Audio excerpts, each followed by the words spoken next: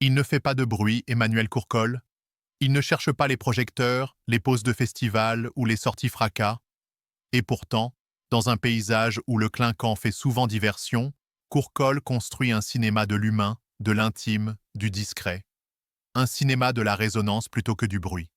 Il préfère les fissures aux coups d'éclat. Et dans ces brèches, il injecte une pudeur tenace, une ironie légère, un espoir têtu. Son parcours est celui d'un artisan habité, d'abord comédien, ensuite scénariste, notamment pour Philippe Liorret, enfin réalisateur à part entière. Ses films, Cessez le feu, Un triomphe, En fanfare, composent peu à peu un chant clair-obscur sur la reconstruction. Ce qu'il raconte, toujours, ce sont des êtres cabossés, qui un jour décident, ou sont contraints, de tendre la main. Pas de message tonitruant, pas de punchline Facebook ready. Juste des gestes, des regards, des silences parfois plus éloquents que 1000 discours.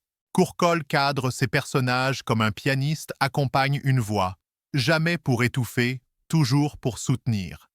Sa caméra ne cherche ni la virtuosité ni l'effet miroir. Elle épouse l'humain comme un vieil impair usé épouse la pluie.